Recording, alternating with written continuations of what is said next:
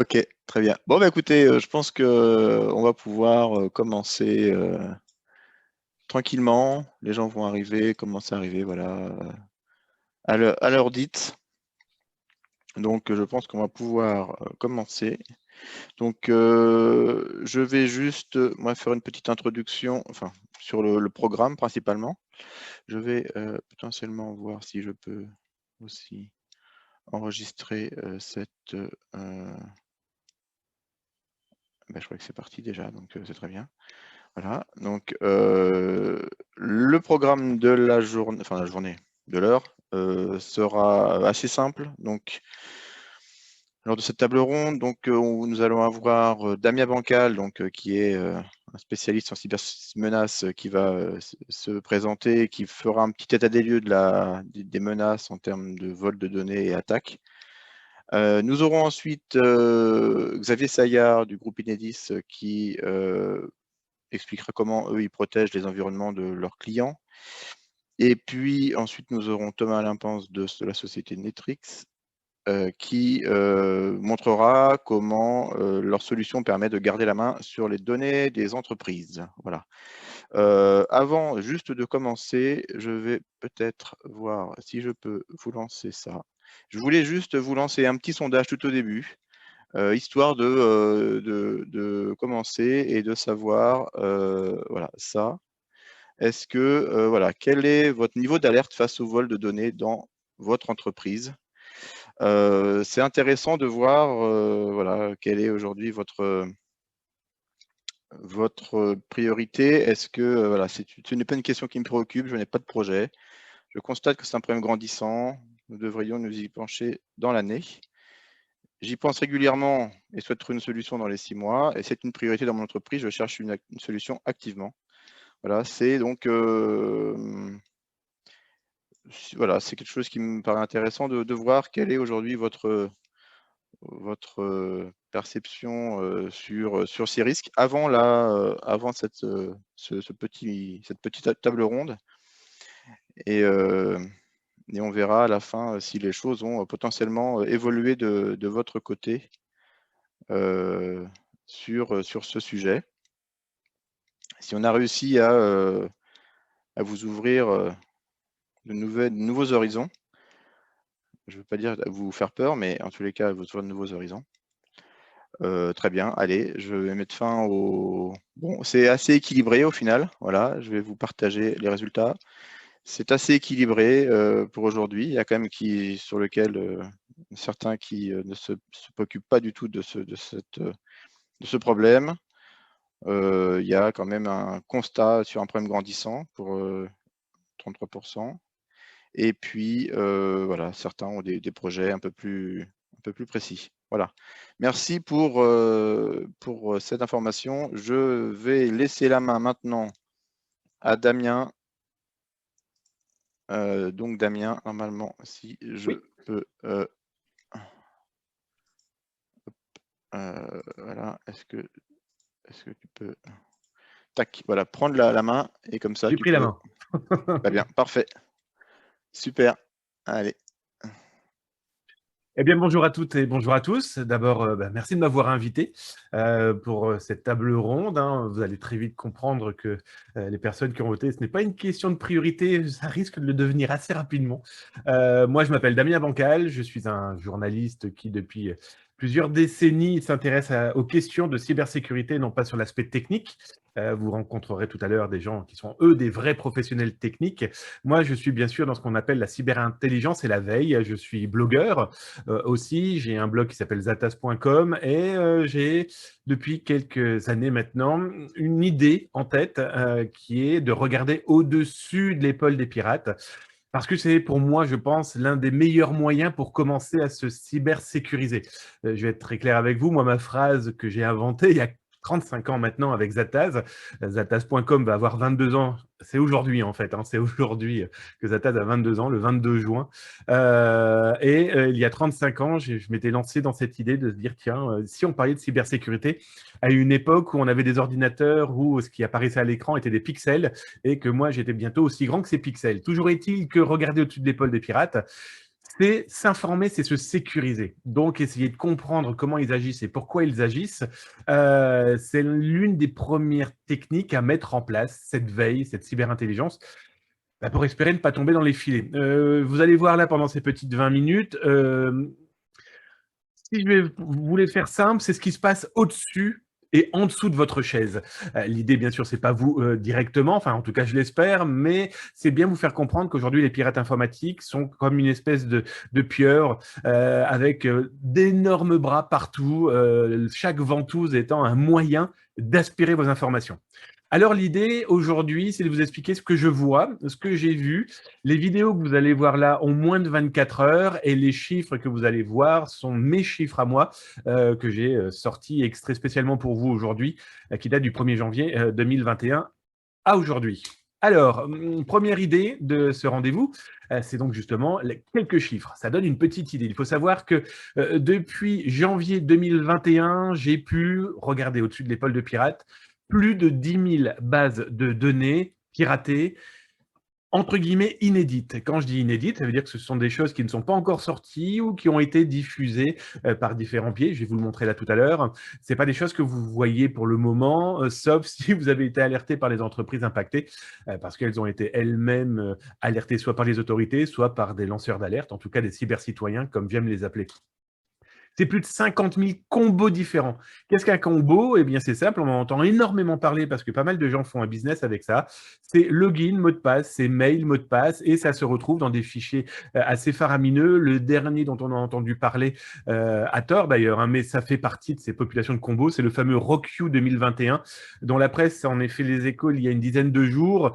Bon, sauf que ce RockYou existe depuis 2013, mais ça, c'est qu'un détail, c'est pour vous expliquer que les combos, il y en a énormément et depuis le 1er janvier 2021, j'ai pu mettre la main sur 50 000 combos différents et inédits. Je n'ai pas fait le calcul et l'addition, ça voudrait dire que je les ai en main, ce qui n'est pas le cas. Dans les informations les plus entendues, les plus lues, les plus vues depuis janvier 2021, c'est cette fameuse base de données de santé que j'ai découverte en février. C'était 500 000 données de santé qui ont été retrouvées via un Telegram et via un black market avant que ça se diffuse publiquement. Plutôt problématique, cette base de données était dans les mains de pirates depuis au moins septembre 2020. Autant dire que dans cette période-là, ils ont eu le temps de s'en servir et je vais vous montrer comment ils s'en servent. Dans les autres informations, ça, c'est pas plus tard qu'il y a maintenant 4 jours, 14 millions d'internautes, hein, d'un site qui est très très bien. Et d'ailleurs, mesopinions.com m'ont très vite alerté et très vite contacté pour qu'on puisse bosser ensemble. Moi, bénévolement, hein, j'ai découvert ça. L'important, c'est qu'eux se sécurisent. Mais c'est quand même plus de 14 millions de données de Français hein, dans les mains de on ne sait pas trop qui. Je commence à mieux savoir qui les a en main, mais le problème, c'est qu'il les a en main et il va pouvoir s'en servir à différentes fins. Et je vais vous le montrer tout à l'heure. Et 30 millions de Français. Ça, c'est pour le moment, j'en ai pas encore parlé, c'est pas encore public, c'est pas encore diffusé. Je suis tombé sur un vendeur brésilien qui ne s'intéresse qu'aux Français. Me demandez pas pourquoi. Après tout, nous, on s'intéresse au Brésil, alors eux, pourquoi ne s'intéresseraient pas à notre pays? Toujours est-il qu'ils commercialisent, au moment où je vous parle, plus de 30 millions de Français. Alors là, je vous ai fait une petite capture écran. Oh, c'est simple, hein, c'est son fichier qu'il propose aux gens qui seraient potentiellement intéressés par ces contenus. Donc, vous pouvez voir, hein, il s'intéresse aux hôtels, il s'intéresse à l'industrie. Il a eu en main, à première vue, des informations qu'il a rachetées à droite à gauche par d'autres pirates. Ça, c'est grosso modo son mailing qu'il vous envoie si jamais vous êtes intéressé. J'ai un terme que j'ai inventé il y a une dizaine d'années qui est le marketing de la malveillance. Il n'a jamais été aussi vrai, comme on peut le voir dernièrement avec les ransomware. Donc voilà, donc là, c'était quelques petits chiffres hein, c'est pour nous mettre en bouche, pour bien faire comprendre qu'en face, on a véritablement un ennemi qui est avide de dollars, d'euros, de ce que vous voulez, mais toujours est-il qu'il est avide de nos données, de vos données, des données de vos clients, mais aussi de vos employés, de vos collègues. Voilà, ils sont dans un état d'esprit qui est assez simple. Prenez votre portefeuille en main, vous enlevez le billet, hein, la carte bancaire, ce qui sont des éléments que les pirates visent depuis des décennies, mais là, vous regardez ce qui vous reste dans votre portefeuille. Carte de visite, carte vitale, carte de santé, qu'est-ce qu'il peut y avoir encore, vos cartes de fidélité, bref, tout ce que vous avez dedans peut se voler et peut se revendre chez les pirates, on va le voir dans quelques instants. Alors, que font-ils de ces données? D'abord, ils les stockent. Aussi étonnant que ça puisse paraître, les gens découvrent déjà que les pirates peuvent voler des données, mais il faut qu'ils les stockent. Et pour votre information, avec le service Veizataz, j'ai plus de 30 000 sites, lieux de stockage pirates ou autres, sous surveillance. Hein, le fameux « je regarde au-dessus de leur épaule ». Et quand ils stockent, il faut se trier. Ils ont de plus en plus de petites mains qui trient les informations. Et là, on en a des preuves malheureusement tangibles avec les ransomware, où on se rend compte, que ces fameux rançonnages, que les pirates sont capables d'abord de trier les informations qu'ils vont diffuser publiquement, mais aussi trier les informations qu'ils vont revendre à la concurrence, qu'ils vont revendre à des tiers qui sont intéressés par les contenus, ou tout simplement proposer certains fichiers au déchiffrement parce que les autres, on va les payer pour le déchiffrement, mais beaucoup plus cher. Alors, Istock, je vous ai fait une petite vidéo. Oh, celle-ci, elle n'est pas bien compliquée. Je vous dis, je vous l'ai faite il y a 1 heure. C'est l'un des lieux de stockage que je surveille qui, lui, date de 2017. Vous l'aurez compris qu'avec le cyrillique, on n'a pas affaire à des Suisses ou éventuellement à des Brésiliens, comme je vous l'ai cité tout à l'heure. Je vous lance la vidéo pour vous donner une petite idée. Voilà, là, c'est du stockage, donc de toutes des bases de données que le personnage... alors, il est facile de se dire que c'est du russe parce que c'est marqué en cyrillique. Non, la preuve, je suis français et j'y ai accès. Il peut être n'importe qui, ce pirate. En tout cas, il stocke beaucoup, énormément. Il a une dizaine de lieux de stockage rien qu'à lui, avec des vieilles bases de données et des bases de données qu'il a une fâcheuse tendance à voler, ça c'est clair, et surtout à revendre. Alors après, c'est bien beau de trier, c'est bien beau de stocker, mais ils exploitent aussi. Et l'exploitation, eh bien, je vais vous en montrer une qui est en cours depuis le 17 juin.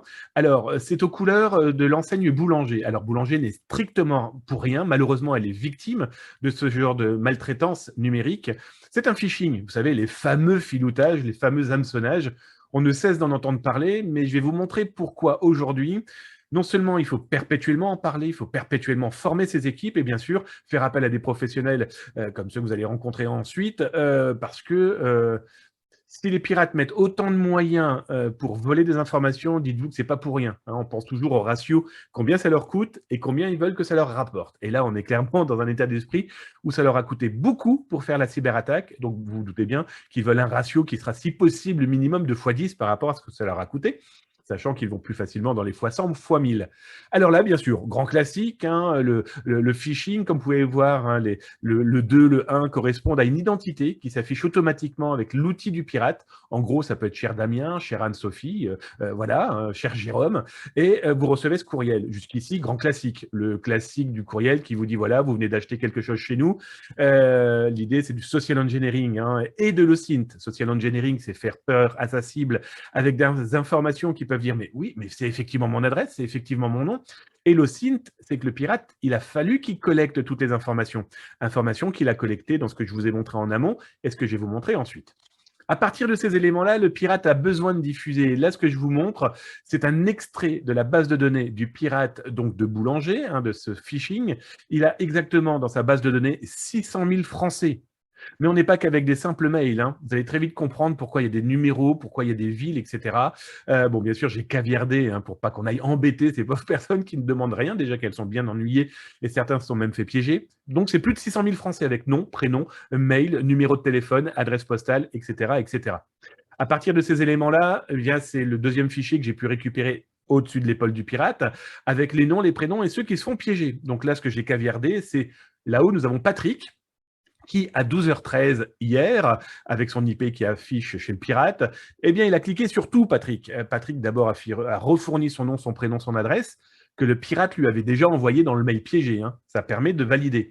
Ce que vous voyez caviardé où c'est marqué site, ça veut dire que dès que Patrick a donné ces informations, la base de données des 600 000 Français que le pirate a en main, il vérifie que c'est le bon mail, la bonne éventuelle adresse IP et surtout si c'est le bon numéro de téléphone. Et au même moment où Patrick a rempli la base de données, pas la base de données, mais le phishing qui lui est envoyé, il a reçu en temps réel un SMS se faisant passer pour une double authentification, quelle qu'elle soit. Dites-vous qu'en bas, quand c'est marqué appli, c'est la deuxième double authentification se faisant passer pour l'une des banques. Donc là, vous avez tous les extraits. Vous avez, il ne faut pas être grand clair pour comprendre CIC, SG, BNP, etc. Eh bien, dès que Patrick a cliqué, ça lui a envoyé un SMS de double authentification se faisant passer pour Boulanger, une deuxième double authentification se faisant passer pour la banque. Bien sûr, vous doutez bien que la double authentification, c'est le pirate qui l'envoie. Et donc, du coup, que fait le pirate ? En temps réel, il téléphone à Patrick et il lui dit « Bonjour Patrick, je suis du Crédit Mutuel du Nord, je suis votre conseiller, nous venons d'avoir un problème de sécurité, vous venez de recevoir 2 codes de double authentification. Je vous les donne, Patrick, c'est pas à vous de me le fournir. » Et Patrick écoute gentiment le 1, 2, 3, 4, 5, le 1, 2, 3, 4, 6, et donc il est rassuré. Son conseiller vient lui donner des codes de sécurité que le pirate lui a envoyé. En plus, ce pirate avait le numéro de téléphone, donc Patrick a confiance, c'est son conseiller qui l'appelle, sauf que Patrick vient de recevoir une troisième double authentification. Sauf que cette double authentification, c'est le pirate qui vient de l'orchestrer sur un site de vente en ligne. Et donc, du coup, quand Patrick entend son conseiller lui dire « Bon, ben voilà, Patrick, vous venez de recevoir une troisième double authentification qui prouve que tout ça est bien sécurisé maintenant. Merci de me le donner pour que je m'assure que vous êtes bien Patrick. » Et Patrick, dans ce social engineering, est en totale confiance et il fournit le 3, 4, 5, 6, 7, 8, 9, 10 au pirate qui, pirate, vient de orchestrer un achat en ligne sur le dos de Patrick. Tout ça avec des données qui ont fuité. Et dites-vous que ça marche, malheureusement, et pardon du terme, de feu de Dieu. Ce que vous voyez là à gauche, ce sont le départ des IP. Et à droite, c'est tous les gens qui ont cliqué chez le pirate à 13h32, 34. Rien que cliquer, c'est déjà de la donnée pour le pirate. Il a récupéré l'IP de la personne qui a reçu son mail et qui a cliqué par curiosité. J'ai jamais dit que les personnes ensuite avaient fourni leurs informations manuellement, je m'appelle Patrick, etc. Non, ils ont juste cliqué. Vous avez pu remarquer qu'il y a certaines signatures qui me laissent quand même très étonnamment inquiet dans le fait que, tiens, je reçois un mail d'une société chez qui je n'ai rien acheté, mais je clique quand même. Donc voilà comment les pirates exploitent. Ça donne déjà une petite idée de la facilité d'emploi, des moyens mis en place, parce que vous doutez bien que le pirate derrière a mis de l'argent pour louer du serveur, pour louer des petites mains qui ont trié, bien sûr racheter la base de données ou des bases de données qui lui permettent de faire ces 600 000 Français. Pour faire quoi? Tout simplement, entre guillemets, du filoutage. J'entends tellement de gens me dire « Ah oui, mais l'hameçonnage, le phishing, moi je risque rien. » Ben non, tu risques rien, mais tu es déjà tellement fier d'avoir cliqué sur le lien pour curiosité malsaine. Le problème, c'est que tu viens de remplir une base de données d'informations qui te valide, toi l'humain. Alors ensuite, que font les pirates? Eh bien, les pirates non, mais les pirates oui, ils revendent. Oui, parce que tout ça, il faut qu'il y ait un aspect pécunier, ça paraît évident. Avoir la donnée en main aujourd'hui n'est qu'un détail pour le pirate. C'est la revendre, c'est en sortir des euros, des dollars. Et donc, à partir de ces reventes, il fait quoi? Eh bien, il fait ce type de site-là. Ce que je vous montre là, c'est le site Slip, pardon de la prononciation. C'est un site qui vient d'être fermé par le FBI la semaine dernière.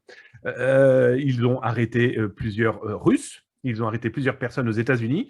Slip, c'est quoi? C'est un eBay, un Amazon, mais de la donnée bancaire. Donc, je vais vous lancer la vidéo. Pour votre histoire, cette vidéo a été faite il y a 1 heure. Les pirates russes derrière n'ont pas tous été arrêtés et ils viennent de diffuser un message en disant « On s'excuse de ce petit dérangement, nous allons lancer d'autres serveurs ailleurs. » Et là, ce que vous voyez, eh bien, c'est le moteur de recherche. Vous souhaitez une Mastercard, vous souhaitez donc une carte de crédit, vous êtes français, pas de problème, choisissons la France. Et à partir de là, le site, en lui demandant ce qu'il a dans sa base de données, il va vous extraire suffisamment d'informations, soit utilisées en France, soit utilisées par des Français. Vous choisissez le pays de votre choix. Et comme vous pouvez voir là, c'est plus de 500 000 données rien que pour ces aspects-là. Alors, vous souhaitez d'autres banques ou soit d'autres boutiques? Bon, là, on en a un tout petit peu plus. On a ici 45 millions de données bancaires. Donc, vous voyez, donc là, vous choisissez votre banque. Là, vous choisissez les entreprises où les données ont été volées. Alors, je n'ai jamais dit que c'était l'entreprise qui avait été piratée, même si on trouve de ces données volées à ces entreprises, mais c'est beaucoup aussi par le fameux filoutage, le fameux phishing, ou le regroupement d'informations par le social engineering. Et là, vous voyez, vous choisissez, et ça vous coûtera, allez, selon la carte de crédit, entre 10 $ et plusieurs centaines de dollars. Et ça, c'est la page que le FBI a fait fermer la semaine dernière, sauf qu'ils n'ont pas tout fait fermer, que les pirates ont très vite repris leur bille, pardon du terme, et ils ont ouvert la boutique Slip un peu partout, pour vous dire que même les autorités ne leur font plus peur depuis très longtemps, et que malheureusement, souvent ceux qui sont arrêtés, alors, je ne dirais pas que ce sont les petites frappes du numérique, parce qu'on pourrait dire qu'il n'y a que des petites frappes dans le numérique. Le lundi, nous avons affaire à un jeune adolescent qui s'est dit « Tiens, ça peut se faire un petit business, la base de données. » Et le samedi, il va rouler en Tesla qu'il aura acheté cash. Et je ne rigole pas sur le sujet. Donc voilà, alors comme je vous l'ai montré là, ça on peut passer, hop. Pour vous expliquer aussi que tout ça est un business complètement fou de la base de données, cette espèce de, comment dire, vous expliquer, cette chose qui clignote un peu partout, bien ce sont des publicités sur l'un des sites que je cybersurveille. Donc là, pareil, nous sommes un peu dans l'ambiance cyrillique, mais il y a un petit peu de tout, hein. Ce sont des pubs, ce sont clairement des publicités que les pirates affichent. Bah oui, ils ont besoin de publicité pour gagner de l'argent. Après tout, c'est un marketing de la malveillance. Peu importe pour eux si c'est malveillant, il faut communiquer. Donc là, vous avez un petit peu de tout, de la base de données, de la carte de crédit, vous souhaitez des permis de conduire français, il n'y a pas de problème. Vous souhaitez avoir une base de données d'une entreprise très précise, soit ils l'ont, ça vous coûtera, on va dire, 100 $, soit ils ne l'ont pas, ça vous coûtera entre 1000 et 10 000 $ selon les actions qu'ils devront mettre en place eh bien pour l'intercepter, cette base de données. Je reprends l'exemple du mois de juillet de l'année dernière, 2020, où un pirate d'un groupe de ransomware, hein, les rançongiciels, pardon, a quand même contacté et rencontré autour d'un verre un employé de Tesla en lui disant, voilà, je t'offre $1 million sur la table, en plus je te donne une clé USB que tu rentres dans l'ordinateur de ton entreprise et tu nous laisses faire le reste. Voilà, on est là dans cette ambiance-là, donc ne pas protéger ses données, ne pas former ses équipes, dites-vous qu'en face, ils sont prêts à tout. Alors, parmi les autres informations que je vous ai collectées, même principe, ici c'est une vidéo qui, c'est simple, elle a été faite exactement il y a 1 heure, si elle veut bien se lancer, voilà, elle est partie.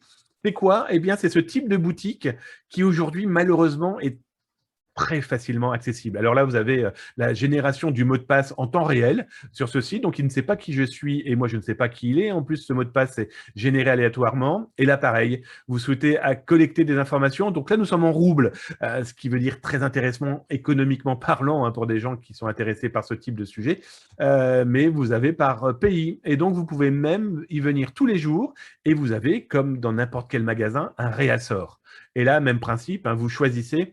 Et là, c'est encore mieux ciblé, pardon du terme, où là, vous avez le numéro de carte bancaire à gauche, la date de validité, vous avez le prénom, vous avez le type de carte, vous avez les adresses. Dites-vous qu'aujourd'hui, il y a le même type de boutique, par exemple, pour votre automobile. Des personnes qui n'ont pas protégé, par exemple, une chaîne de garage ou de contrôle technique et se sont fait voler l'intégralité des informations eh bien de leurs clients. Bah, dites-vous qu'il existe des boutiques qui vous permettent de racheter, comme vous le voyez là devant vos yeux avec les adresses postales, hein, tant qu'à faire. Vous pouvez racheter aussi l'intégralité des pièces d'identité automobiles, hein, du permis de conduire en passant par le contrôle technique, etc., etc. Je finirai par ça. Il diffuse, et oui, parce qu'une fois que le pirate a pressé comme un citron votre portefeuille, vos données personnelles, dites-vous qu'il a pris le jus, il a pris la pulpe, il a pris les pépins, il a pris la peau, il a pris le zeste, et puis une fois qu'il a fait ça, il le jette. Et l'idée de le jeter, c'est d'effacer ses traces. Ça peut nuire aussi à votre image. Parce qu'une fois que l'information est diffusée, vous ne la maîtrisez plus parce que souvent, vous n'êtes même pas au courant que ça a été piraté. Prenons l'exemple dernièrement de Pôle emploi en France qui découvre qu'un pirate est en train de vendre 1,2 million de données, semble-t-il, lui appartenant. Eux en ont vu que 120 000. Dernièrement, le pirate a dit non, non, non, non. Vos 10%, dites-vous que j'ai les 90% restants. Personne n'est au courant. Et le pirate, pour se venger, risque de tout diffuser. Et comment ça diffuse? Eh bien, sous cet exemple-là, là, je vous ai trouvé l'un des groupes de ransomware que je cybersurveille. J'en surveille aujourd'hui 68. J'en surveillais encore il y a 10 jours 76. Il y a eu énormément d'arrestations, et tant mieux. Et que font les pirates? Eh bien, pour se venger ou juste pour faire pression, ils diffusent les informations. Et pourquoi je vous l'ai montré Prometheus? Non pas parce que c'est le film en traitant d'aliens, quoi qu'on a vraiment affaire à des aliens en face de nous, hein, qui sont prêts à s'infiltrer n'importe où. Lui, il explique qu'il a infiltré, il explique qu'il vend les données des données qu'il a volées, mais surtout, le plus terrible, c'est que comme il a infiltré, même si vous payez, et il ne faut surtout pas payer, soyons très très clairs, c'est perdu, c'est définitivement perdu. N'écoutez pas les gens qui vous disent vous allez payer, vous allez tout récupérer. Oui, dites-vous que si le pirate a volé, il a sauvegardé. C'est un peu comme le Père Noël le 25 décembre, hein, il ne va pas reprendre les cadeaux le 26, voyez. Et comme le cambrioleur qui viendra chez vous, qui va tout repeindre, il vous dira je vous remets tout comme avant si vous me payez. Les pirates, en plus aujourd'hui, ont ce 6e effet RGPD. En 2016, j'avais expliqué que le double effet RGPD arrivait pour mai 2018, hein, avec le règlement général des données personnelles, où je disais, les pirates vont vous voler vos informations, et ensuite ils vont vous les mettre devant le nez en disant, bah, maintenant, vous me payez, sinon je le diffuse. Je ne vais pas vous faire l'histoire depuis plus de 2 ans et demi maintenant, où ils diffusent, ils vous font payer pour le silence, ils font payer pour des ventes aux enchères, et le 6e effet RGPD maintenant, c'est qu'en plus, ils font des attaques de DDoS, hein, du déni de service, qui vous bloquent vos serveurs. Et le plus terrible avec ce pirate-là, c'est qu'en plus, il vous dit quand les gens n'ont pas payé, mais en plus, il affiche ceux qui ont payé. Et ils disent, on leur a tout volé, mais on ne vous le montre pas parce qu'ils viennent de nous payer. Autant dire que communication de crise, je vous souhaite un bon courage. Parce que si vous avez payé, et en plus les pirates ont les données en main, c'est définitivement perdu. Hein. Il y a des pirates qui viennent de débarquer avec le 7e effet RGPD, le 7e double effet RGPD. C'est qu'ils veulent les informations aux pirates et puis se créent des sites. Et puis maintenant, ils reviennent vous voir en disant, ben voilà, on s'en fout que vous ayez payé aux autres. Maintenant, vous allez nous payer nous parce que nous, on a tout copié et on va tout diffuser.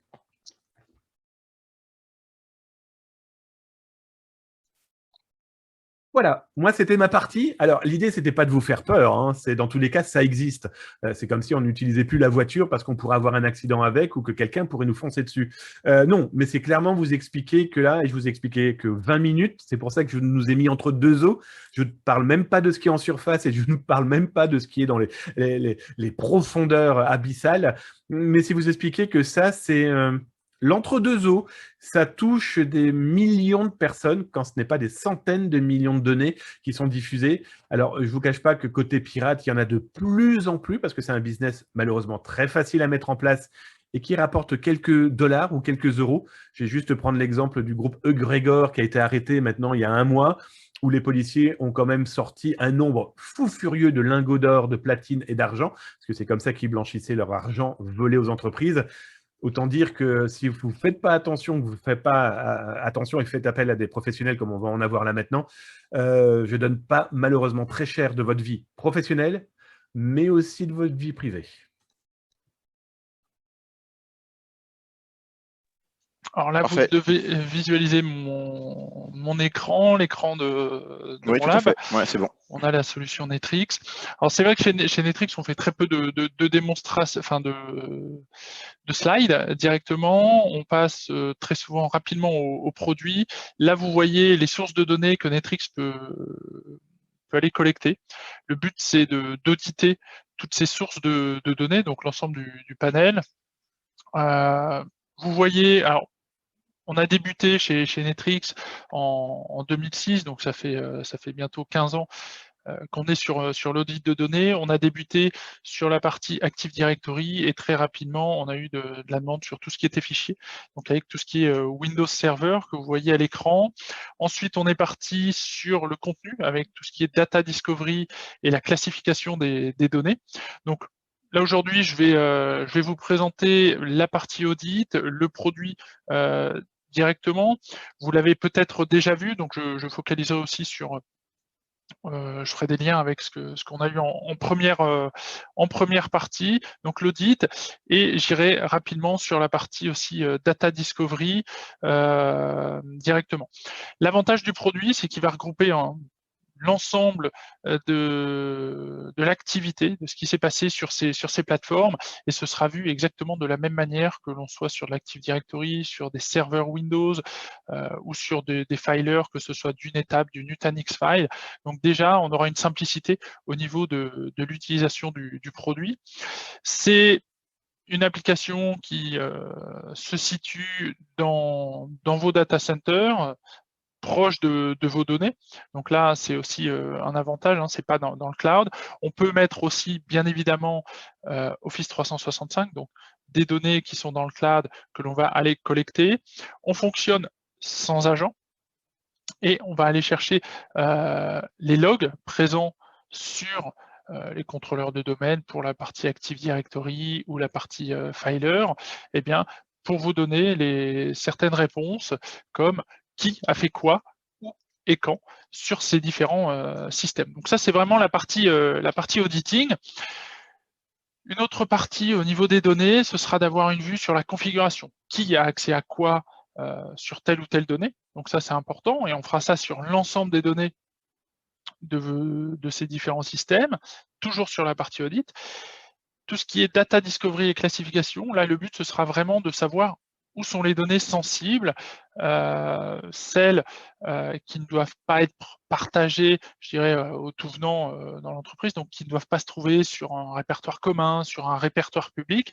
Et là, le but sera vraiment de classifier automatiquement l'ensemble de ces données et par la suite, eh bien, soit de les taguer, c'est-à-dire d'estampiller ces données comme sensibles, soit effectivement d'envoyer des alertes, soit aux propriétaires, soit de déplacer ces fichiers-là. On verra juste après comment l'outil fonctionne sur ces éléments-là. L'outil fonctionne très simplement, je disais, sans agent. On utilise les logs, on va les mettre en forme et ensuite on va les injecter en base de données pour donner de la visibilité sur ces données. Alors là, je lance l'interface client. C'est cette interface qui va se connecter sur la base de données bien, pour remonter l'ensemble des informations d'activité ou de configuration sur les différents systèmes. On va avoir 3 fonctionnalités principales sur l'outil pour visualiser justement ces données-là, à savoir que pour l'outil, on choisit quel type de données on souhaite remonter, donc on a vu les sources, on configure l'outil pour aller les collecter, et ensuite elles vont remonter en fonction des licences que l'on aura pris, et on va avoir l'ensemble des fonctionnalités disponibles.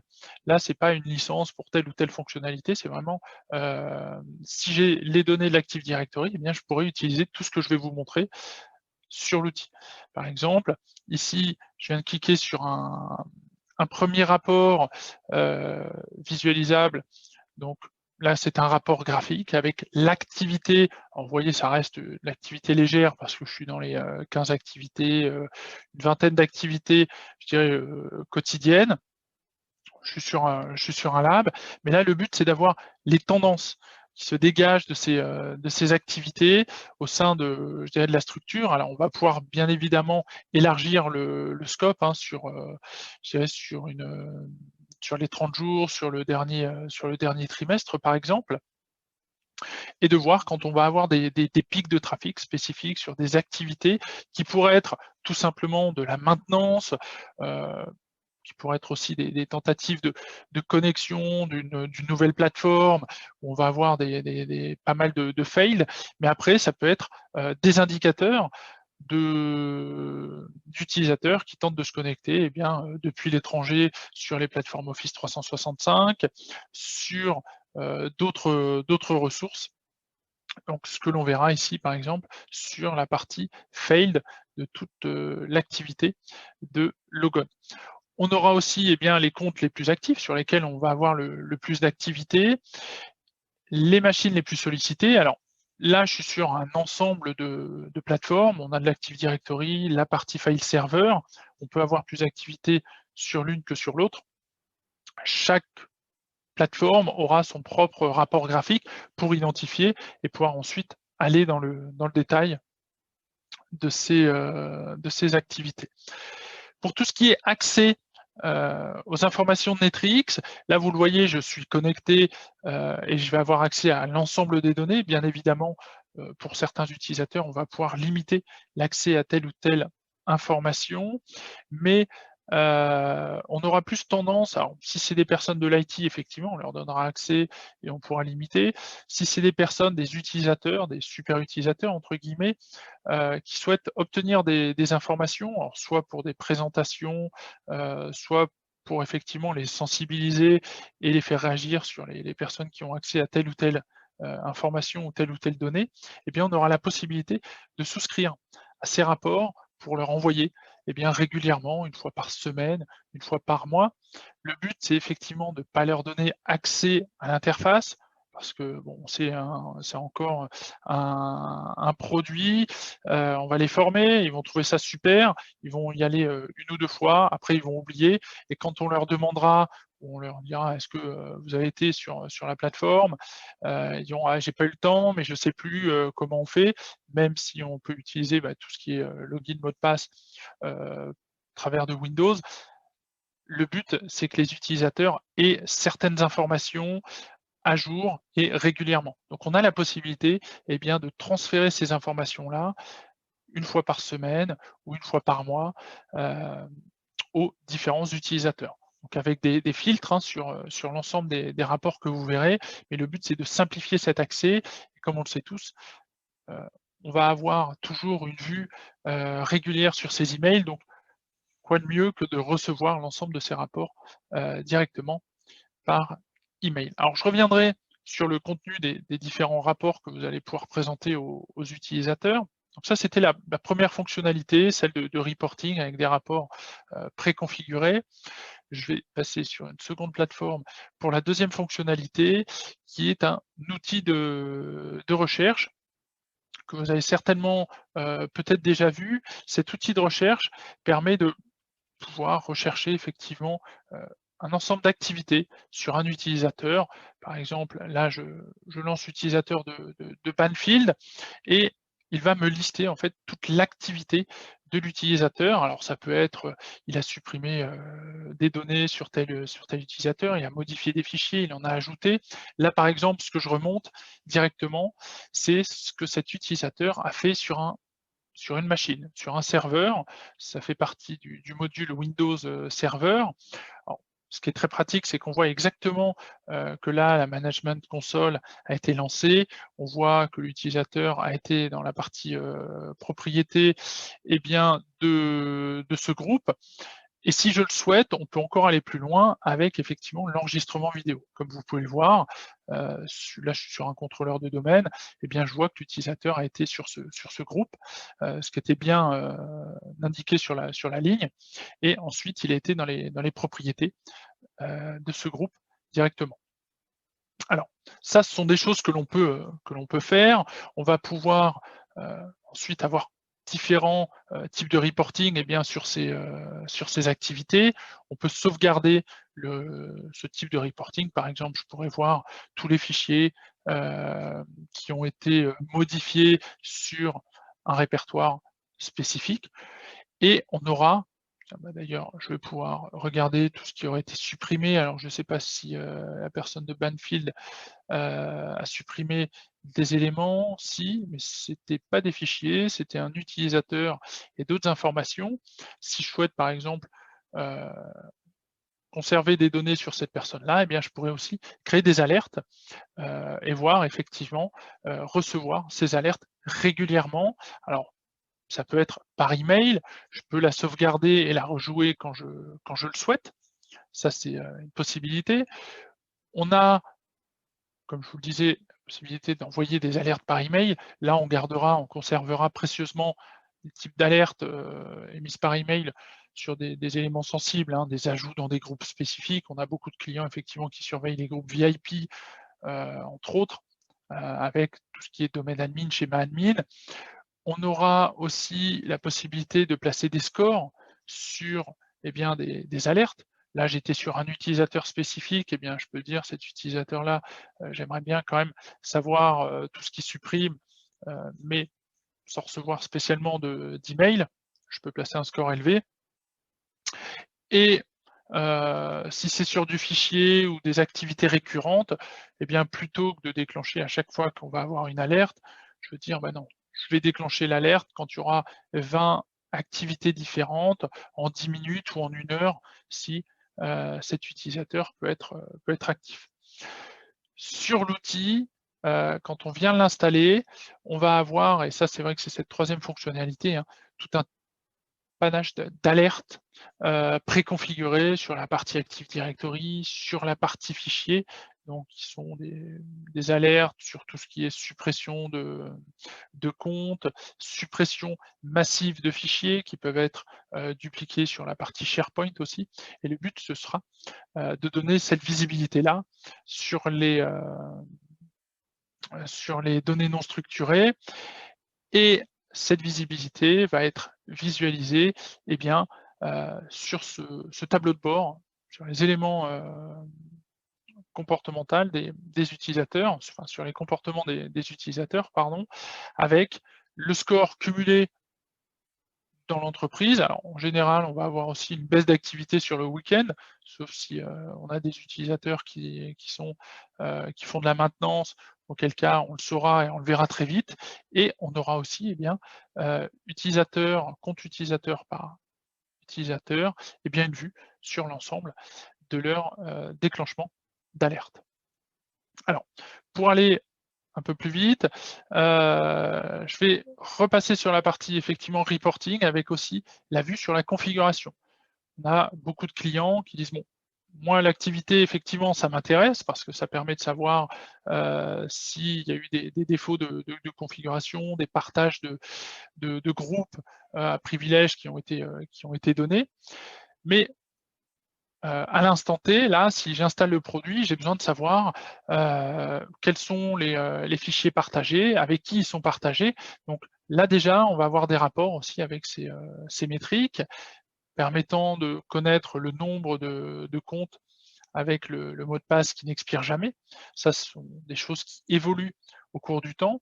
Alors, en fonction des besoins, on va placer un seuil. Et le but de ce rapport, c'est pas d'aller dans le détail, même si on peut le faire en double-cliquant dessus, c'est de voir quand il y aura une évolution de cette valeur et de pouvoir lancer des actions si on en a le besoin. Ici, on va voir aussi le nombre de fichiers partagés avec l'ensemble des personnes de la structure par rapport au nombre de fichiers total sur les partages, c'est-à-dire ceux ouverts à everyone, donc à tout le monde, par rapport au nombre de partages total. En général, on est dans ces eaux-là entre 2 et 5%. Au-delà de 5%, ça commence à faire beaucoup de fichiers. Et là, on est vraiment sur la totalité. On ne s'est pas encore focalisé sur le contenu des données spécifiques. Alors, ensuite, là c'était un premier rapport, on aura d'autres éléments sur ces rapports. Donc, encore une fois, simplicité du produit, je cherche quelque chose, je vais sur la partie reporting, où on va avoir des rapports prédéfinis que l'on a ici, ils sont classés par plateforme, Active Directory, la partie fichier. Alors on aura aussi tout ce qui est Office 365 sur du SharePoint Online, sur de l'Exchange Online. On aura ces mêmes rapports, mais là, on va les classer différemment par tout ce qui est GDPR ou ISO 27001. Donc ça, ce sont vraiment tous les rapports qui aident notamment à passer les parties conformité. Et ensuite, on va avoir des recherches personnalisables que l'on peut relancer, qu'on aura sauvegardé et qu'on peut relancer en fonction du besoin. Rapidement, pour voir comment se présentent ces rapports-là, toujours l'activité et la configuration. Donc l'activité sur l'Active Directory montrera tout ce qui a pu se passer sur l'Active Directory alors là j'ai demandé sur l'année précédente, mais ça peut être sur ce qui s'est passé sur les dernières semaines. Et l'utilité de ce type d'information, c'est parfois, on peut être seul à s'occuper de l'Active Directory, on peut être plusieurs, mais le but, c'est vraiment de s'assurer que déjà toutes les modifications ont bien été faites par un utilisateur habilité et qu'on n'a pas fait d'erreur. Serait-ce qu'il y a quelques semaines, on a un client qui a rajouté un utilisateur dans le groupe domain user, qui souhaitait le mettre dans domain user et qui l'a rajouté dans le domaine admin. Avec des alertes, ça permettait de remonter cette information. Derrière, malheureusement, l'alerte a été balayée par toujours la personne qui a fait la modification.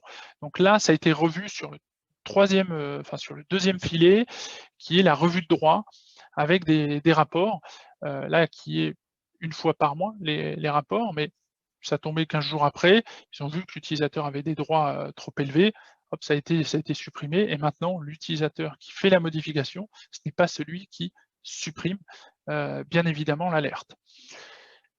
Vous pouvez voir qu'ici, quand on a le rapport qui remonte, on va avoir l'ancienne valeur et la nouvelle valeur. Donc ça permet, sans aller sur la plateforme spécifiquement, de juger de la pertinence du changement qui a été réalisé. Donc ça, c'est très important et c'est surtout très utile d'avoir ce type d'audit sur la partie Active Directory. Alors, je ne vais pas aller dans le détail, hein, mais si par exemple, on a besoin de savoir sur les changements de mot de passe, alors on ne verra pas le mot de passe en tant que tel, je vous rassure, mais ça permettra de savoir quel utilisateur a fait des resets de mot de passe. Alors, ce sera sur cette partie-là, ou les administrateurs qui ont fait les changements de mot de passe. Alors, le but, c'est de trouver rapidement un rapport qui réponde à une question que l'on se pose. Là, j'étais sur l'activité. On peut aller sur la partie configuration. Là, par exemple, le but, c'est d'aller là où je vous disais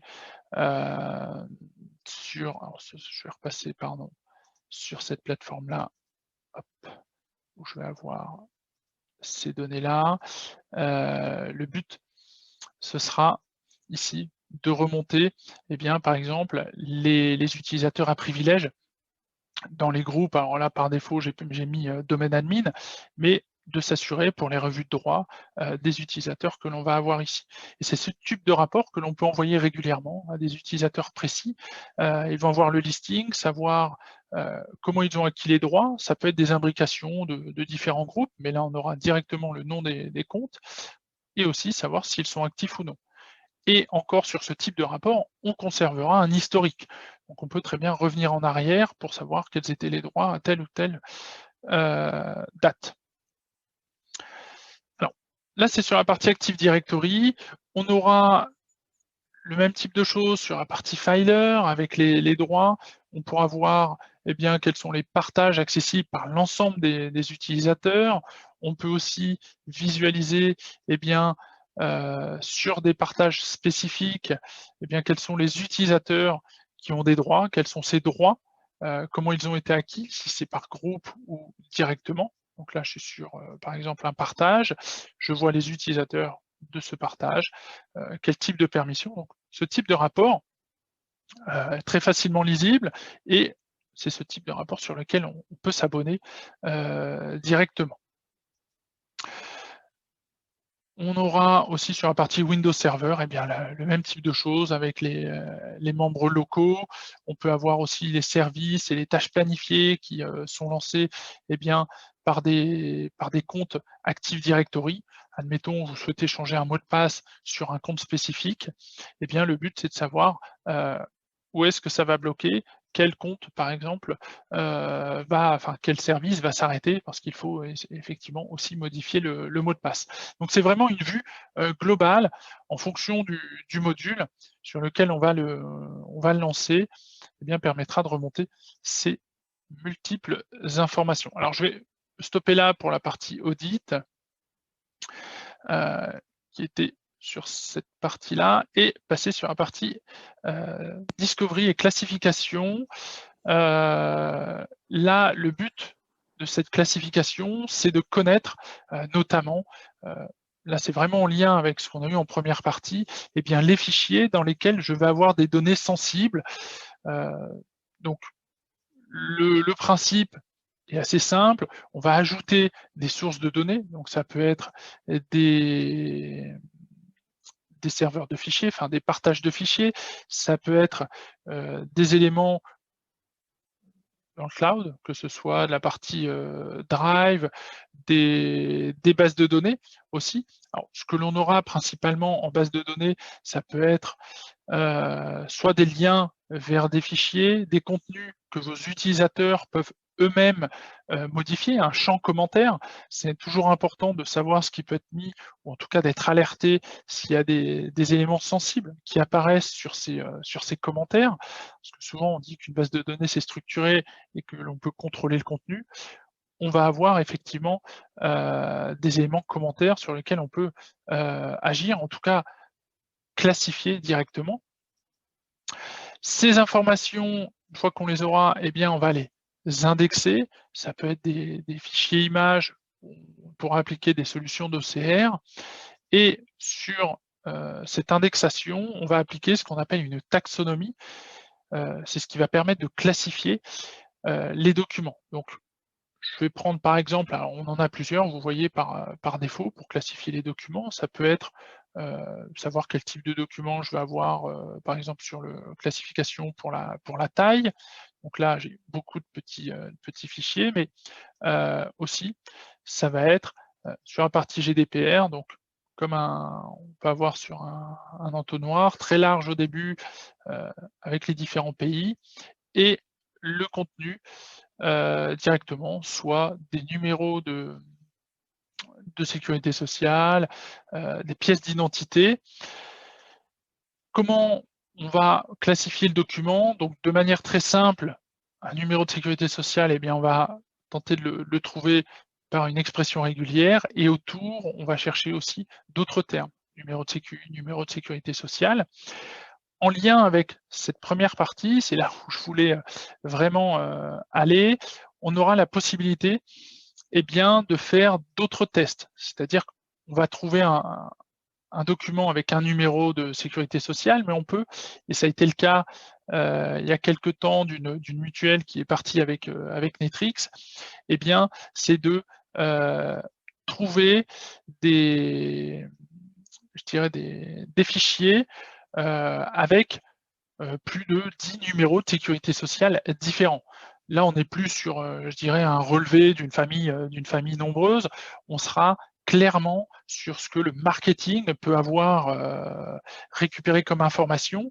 Et le but derrière, c'est effectivement de le classifier, de créer ce qu'on va appeler une taxonomie marketing avec ce type d'éléments dedans, et de s'assurer que ce type de documents, eh bien, ne viennent pas à être partagés sur des partages tels que communs ou publics. Donc là derrière, j'en arrive sur la partie workflow où, eh bien, dès qu'un document va être classifié, par exemple, on va créer une taxonomie marketing, eh bien, dès que ce document va être classifié marketing, soit on enlèvera les droits everyone, ce qui est totalement faisable. On peut le déplacer en quarantaine. On pourra aussi effectivement supprimer ces numéros automatiquement. Donc on va déplacer en quarantaine pour conserver le fichier, mais empêcher une vue des autres utilisateurs sur la donnée à proprement parler. Donc ça, c'est totalement faisable. Je suis donc Xavier Saillard, je suis le directeur du développement commercial d'Inedis Group.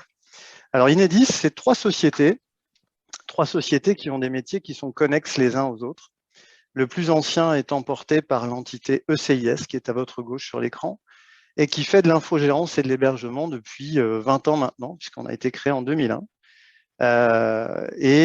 avec une volonté toujours croissante d'améliorer d'année en année la qualité de service délivré à ses clients. Alors, on a évidemment un panel de services extrêmement large, puisque ça va de l'hébergement d'une simple VM jusqu'à la gestion d'une infrastructure complète, avec tout ce qu'on peut imaginer à l'intérieur. Et on a donc un service de maintien en conditions opérationnelles, ce qu'on appelle 7/7, 24/24, 365 jours par an, ce qui sous-entend donc qu'il n'y a pas de jours fériés chez nous. Donc, on a des gens qui sont disponibles tout le temps voilà, pour remettre en condition une machine virtuelle qui, par exemple, présenterait un arrêt de service. Alors évidemment, quand vous faites ce type de métier, vous avez un certain nombre de clients qui vous disent vous infogérez ou vous hébergez déjà nos infrastructures, est-ce que vous pourriez nous les fournir? Et donc, c'est là où a été créée l'entité Evoluti, qui fait de l'achat-revente de matériel, mais qui fournit aussi toutes les infrastructures à ECIS dans le cadre d'hébergements mutualisés ou dédiés, par exemple, pour certains clients. Alors évidemment, là aussi, on va adresser aussi bien des projets stockage, réseau et évidemment infrastructure et sécurité. C'est le thème de notre événement du jour. Et Damien nous a rappelé à quel point c'était extrêmement important d'être vigilant quotidiennement et aussi d'informer et d'accompagner les utilisateurs, parce qu'on s'est rendu compte que c'est aussi avant tout auprès d'eux qu'il faut être très pédagogue et leur expliquer un peu tous les dangers qu'il peut y avoir autour de la cybersécurité. Et enfin, la troisième entité du groupe étant portée par LDAPS, qui fait ce qu'on appelle de la valorisation de données en entreprise. et qui a également une activité de revente d'un produit BI qui s'appelle Infineo. Alors, la science de la donnée, ça sous-entend du développement d'applications orientées web sur, par exemple, la mise en place de connexions, de connecteurs entre différentes applications qui n'auraient pas vocation à se parler et sur lesquelles on va pouvoir remonter des tableaux de bord, interagir, etc. Voilà, donc c'est la troisième entité du groupe.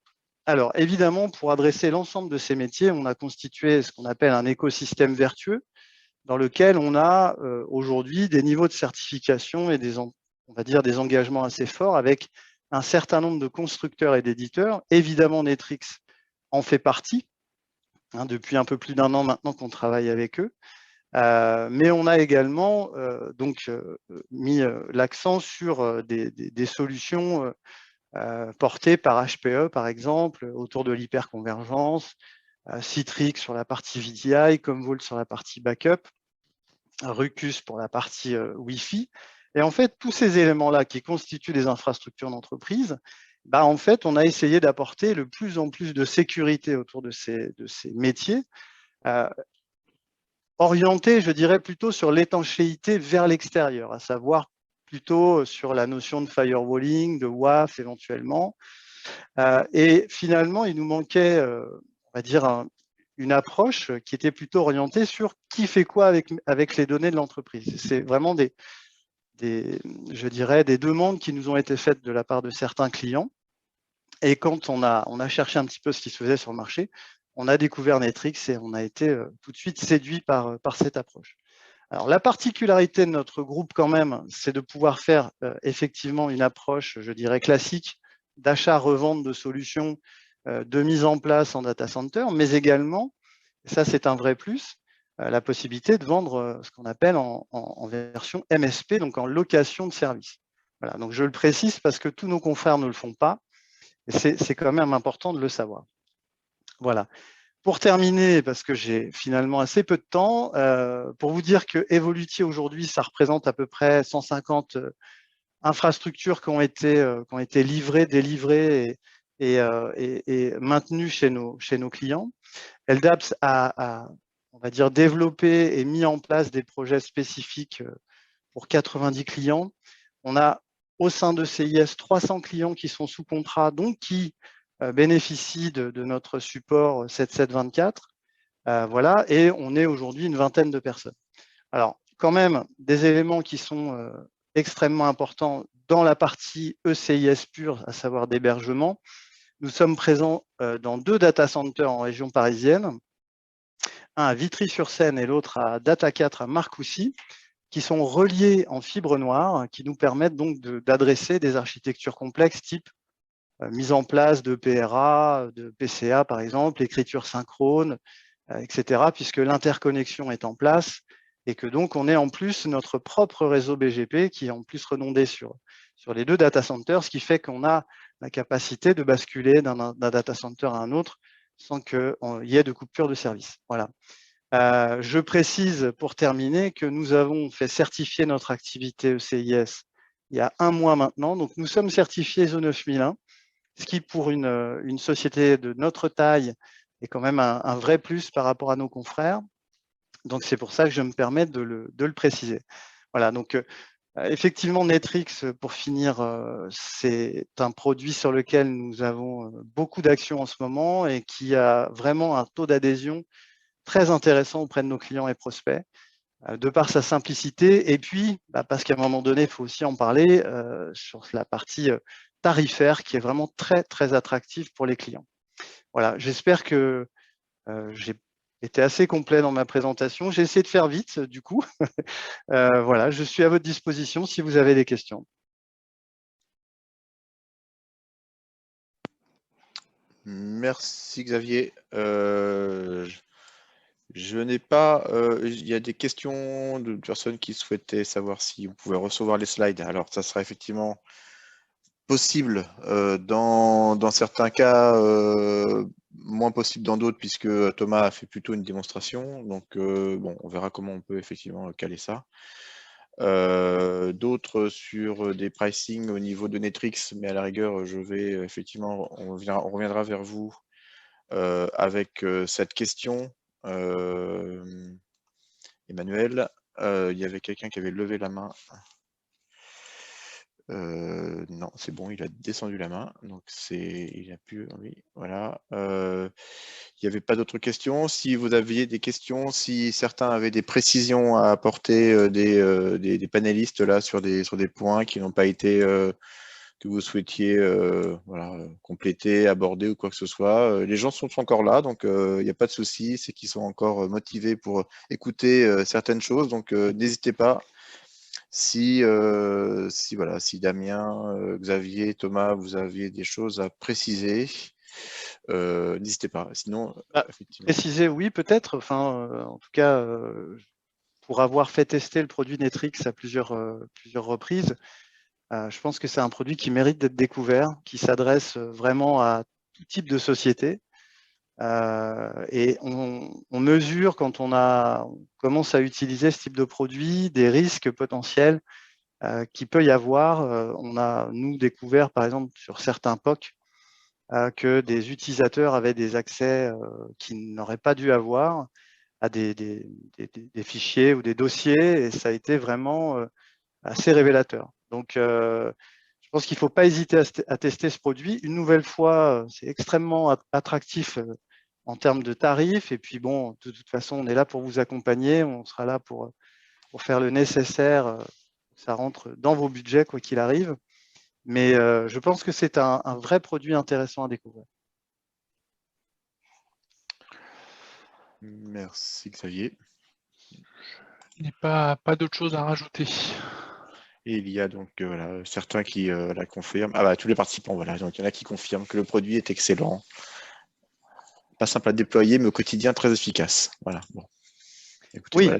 Après c'est un produit complexe. Enfin, c'est un produit qui répond à une problématique qui a été citée d'ailleurs, notamment sur le RGPD, qui est quand même un sujet clairement d'actualité, mais ça ne peut pas être forcément très simple à mettre en place. Il y a quand même un peu d'accompagnement, il y a un peu de tuning, il faut savoir l'utiliser. C'est aussi ça. C'est des produits techniques. Tout à fait. Très bien. Bah, écoutez, Damien, une dernière petite chose ou pas? Peut-être, je peux peut-être tenez, peut-être aller pour ceux qui sont encore là, la rigueur, ça pourrait être intéressant de. Je vais maintenant refaire le sondage. Allez, refaisons le sondage pour voir si effectivement vos avis ont un peu évolué ou pas sur votre capacité, enfin votre niveau d'alerte face au vol de données. Est-ce que c'est quelque chose est-ce qu'on a fait un peu bouger les lignes ou pas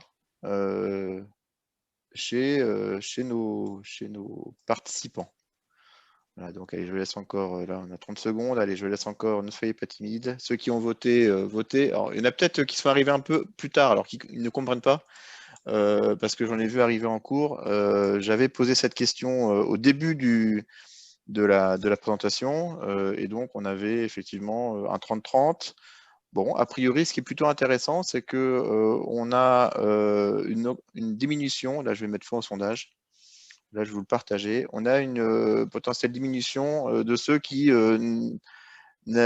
c'était une question qui ne les préoccupait pas. Donc, pour le coup, il y en avait plus tout à l'heure. On était plutôt dans le tour des 30%. À cause de Damien, ça. Voilà.